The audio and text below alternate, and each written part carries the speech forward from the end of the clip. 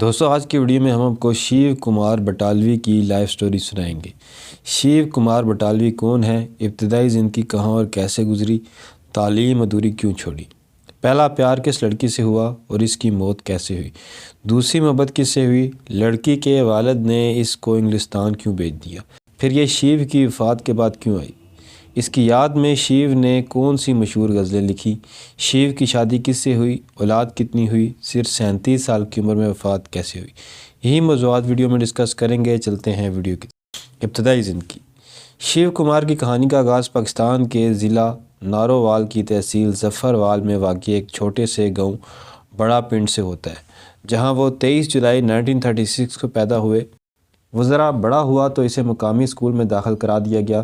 پھر ایک دن اسے ماں باپ نے بتایا کہ ہندوستان کی تقسیم ہو گئی ہے اور انہیں یہ گھر، گاؤں اور وطن چھوڑنا ہوگا۔ اپنے گاؤں کے گلی کوچے چھوڑتے ہوئے اس کی عجیب حالت تھی۔ یہ اس کی زندگی میں جدائی کا پہلا تجربہ تھا، جس کی کسک اس کی شاعری میں نظر آتی ہے۔ ہندوستان کی تقسیم کے بعد وہ بٹالہ چلے گئے، جہاں انہوں نے نئے سرے سے اپنی زندگی کا آغاز کیا۔ اب بٹالہ اس کے حصے کا نام بن گیا اور یوں شیو کمار بٹالوی بن گیا۔ اس نے پنجاب یونیورسٹی سے میٹرک کا امتحان پاس کیا، پھر بٹالہ کالج میں FSc میں داخلہ لے لیا، لیکن سیکنڈ ایئر میں کالج کو خیر آباد کہہ دیا اور پھر ہماچل پردیش میں واقع ایک اسکول میں سول انجینئرنگ میں ڈپلومہ کے پروگرام میں داخلہ لیا، لیکن یہ ڈپلومہ بھی مکمل نہ کیا اور یوں تعلیم کا سلسلہ رک گیا۔ پہلا پیار۔ ہماچل پردیش میں تعلیم کے دوران شیو کمار کو بیج ناتھ میلے میں جانے کا موقع ملا۔ یہ میلہ ہر سال ہوتا تھا، جہاں بچے، بوڑھے، عورتیں اور جوان آتے تھے۔ لوگوں کی اسی بھیڑ میں اس نے ایک لڑکی کو دیکھا جس کی آنکھوں میں ایک عجیب سی کشش تھی، ایک جادو بھری کشش جس نے شیو کو اپنی گرفت میں لے لیا۔ دونوں ایک دوسرے سے ملے تو انہیں یوں لگا جیسے وہ کئی جنموں سے ایک دوسرے کو جانتے ہیں۔ اس لڑکی کا نام مینا تھا۔ شیو کمار میلہ دیکھ کر گھر لوٹا تو اس کے دل کی دنیا بدل چکی تھی۔ اٹھتے بیٹھتے، چلتے پھرتے ایک ہی چہرہ اس کی نظروں کے سامنے تھا۔ میلے میں ملنے والی مینا کا چہرہ، جس کی آنکھوں میں ایک عجیب سی کشش تھی۔ اس نے دل کو بہت سمجھایا، لیکن آخر دل سے ہار مان کر فیصلہ کیا کہ وہ مینا سے ملنے اس کے گھر جائے گا۔ مینا کے گھر جاتے ہی اس کے دل کی کیفیت عجیب تھی۔ کیسا ہوگا وہ لمحہ جب وہ اس خوبصورت چہرے اور ساحر آنکھوں کو پھر سے دیکھے گا؟ لیکن قدرت کو کچھ اور ہی منظور تھا۔ جب وہ مینا کے گھر پہنچا تو اسے پتہ چلا کہ وہ جادو بھری آنکھیں تو ہمیشہ کے لیے بند ہو چکی ہے۔ مینا اب اس دنیا میں نہیں رہی تھی۔ معلوم کرنے کے بعد پتہ چلا کہ چند دن کی بیماری کے بعد مینا موت سے ہار گئی ہے۔ شیو کمار مینا کی موت کی خبر سن کر سکتے میں آ گیا۔ دوسری محبت۔ اس کی زندگی میں ایک ایسا نیا موڑ اس وقت آیا جب اس کی ملاقات ایک خوبصورت اور ذہین لڑکی انوسویا سے ہوئی۔ انوسویا کا تعلق ہندوستان کے معروف علمی اور ادبی خاندان سے تھا۔ اس کے والد کا نام گور بخش سنگھ تھا۔ گور بخش سنگھ نے 1933 میں پنجابی کا مشہور رسالہ پریت لڑی شروع کیا، جس نے کچھ ہی عرصے میں پنجابی ادب میں اپنا مقام بنا لیا۔ گور بخش سنگھ کے گھر میں شعر و ادب سے تعلق رکھنے والوں کا آنا جانا تھا۔ انوسویا اسی ماحول میں پلی بڑھی۔ وہ اعلیٰ تعلیم کے لیے روس چلی گئی، وہیں اس کی دوستی اپنے ایک ہم جماعت سے ہو گئی اور دونوں شادی کے بندھن میں بندھ گئے۔ اس وقت انوسویا کی عمر 20 سال سے کم تھی، لیکن بدقسمتی سے اس شادی کا دورانیہ مختصر تھا۔ ایک دن اچانک انوسویا کے شوہر نے خودکشی کر لی۔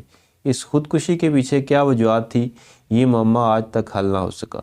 انوسویا واپس ہندوستان آئی تو شیو کمار کی شاعری کی گونج ہر طرف تھی۔ پھر ایک دن اس کی ملاقات شیو کمار بٹالوی سے ہوئی۔ انوسویا کی بھابھی پونم نے ایک انٹرویو میں بتایا، انوسویا نے شیو کمار کو اپنے گھر بلا لیا اور یوں اس دوستی کی بنیاد پڑی جو شیو کمار بٹالوی کی شاعری میں امر ہوگی۔ جب گور بخش سنگھ کو انوسویا اور شیو کمار کے تعلقات کا پتہ چلا تو اس نے فیصلہ کیا کہ انوسویا کو فوری طور پر ملک سے باہر بھیج دیا جائے۔ یوں انوسویا جنوبی امریکہ کے ملک وینزویلا چلی گئی۔ یہ وہ زمانہ تھا کہ ابھی فون ایجاد نہیں ہوئے تھے اور ٹیلی فون کی سہولت بھی عام نہیں تھی۔ انوسویا منظر سے اچانک غائب ہو گئی تو شیو کمار کو یوں لگا کسی بڑے میلے میں انوسویا کا ہاتھ اس کے ہاتھ سے چھوٹ گیا اور وہ بھیڑ میں گم ہو گئی ہے۔ کہتے ہیں شیو کمار کی مشہور غزل ایک کڑی جیدا نام محبت ہے، گم ہے گم ہے گم ہے، انوسویا کے بارے میں ہی لکھی گئی ہے۔ کہتے ہیں انوسویا کے گھر جب بیٹا پیدا ہوا اور اس کی خبر شیو کمار کو ملی تو اس نے مائے نی میں ایک شکرا یار بنایا لکھی۔ یہ نظم بھی شیو کمار کی بہترین نظموں میں شمار ہوتی ہے۔ اس نظم کی آخری 2 سطریں انوسویا کے ہندوستان چھوڑ جانے کی طرف اشارہ کرتی ہے۔ ایک اڈاری ایسی ماری او پھر وطنی نہ آیا۔ انوسویا وینزویلا کی ایک یونیورسٹی میں انگریزی کی استاد تھی، وہیں اس نے شادی کر لی تھی اور اس کا تعلق ہندوستان سے تقریباً ختم ہو گیا تھا۔ کہتے ہیں ایک روز شیو کمار بٹالوی پنجابی کی معروف شاعرہ امریتا پریتم کے گھر بیٹھا تھا اور انوسویا کے حوالے سے گفتگو ہو رہی تھی۔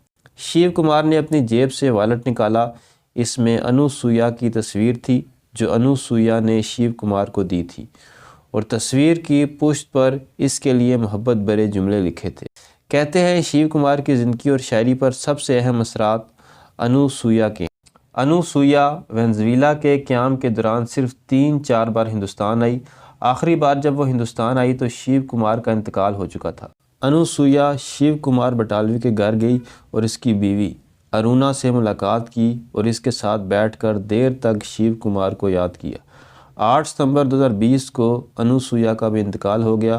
انوسویا کی بابی پونم نے ایک انٹرویو میں بتایا کہ انوسویا ہندوستان سے ہزاروں میل دور رہ کر بھی آخری دن تک شیو کمار کو یاد کرتی رہی۔ شادی شیو کمار بٹالوی کی زندگی میں ایک ایسے شخص کی کمی تھی جو اس کا ہاتھ تھام کر زندگی کے سفر میں اس کا ساتھ دے سکے۔ یہ کمی شادی کے بعد اس کی بیوی ارونا نے پوری کرنے کی کوشش کی۔ ارونا ایک محبت کرنے والی اور معاملہ فہم عورت تھی۔ شادی کے بعد وہ چندی گڑھ منتقل ہو گئے۔ 1968 میں ان کے ہاں ایک بیٹا پیدا ہوا جس کا نام مہربان رکھا گیا، اور اگلے سال 1969 میں بیٹی پوجا پیدا ہوئی۔ شیو کمار بٹالوی کی بے ترتیب زندگی میں ارونا کی آمد سے ایک مثبت تبدیلی آئی۔ ایوارڈ کی تقریب میں کیا دلچسپ واقعہ ہوا۔ 1967 اس کی فنی زندگی کا ایک اہم سال تھا جب اسے سہیتیا اکیڈمی ایوارڈ ملا۔ اس سے جڑا ہوا ایک دلچسپ واقعہ ہے۔ ایوارڈ ملنے کی خوشی میں معروف پنجابی ادیب کرتار سنگھ دگل نے شیو کمار کے لیے اپنے گھر میں ایک بڑی دعوت کا اہتمام کیا جس میں شہر کے اہم افراد کو بلایا گیا تھا۔ سب لوگ آ گئے لیکن وہ جس کے اعزاز میں یہ محفل سجائی گئی تھی ابھی تک نہیں پہنچا تھا۔ رات کے 8 بج گئے اور پھر 8:30 لیکن شیو کمار کا کہیں پتہ نہ چلا۔ آخر 8:30 بجے کھانے کا آغاز ہوا۔ کھانے کے اختتام پر مہمان رخصت ہو گئے تو شیو کمار اپنے 4-5 دوستوں کے ہمراہ پہنچا۔ پتہ چلا کہ شیو کمار دوستوں کے ساتھ اپنے محبوب مشروب سے لطف اندوز ہوتا رہا اور اسے دھیان ہی نہ رہا کہ اس کے اعزاز میں دی گئی دعوت میں مہمان دیر تک انتظار کر کے اپنے گھروں کو چلے گئے۔ وفات کیسے ہوئی؟ 1972 میں شیو کمار کو انگلستان آنے کی دعوت ملی۔ یہاں شیو کمار کا انتہائی گرم جوشی سے استقبال کیا گیا۔ وہ ہر روز ایک نئی تقریب میں مدعو ہوتا۔ اس دوران اس کی شراب نوشی حد سے تجاوز کر گئی۔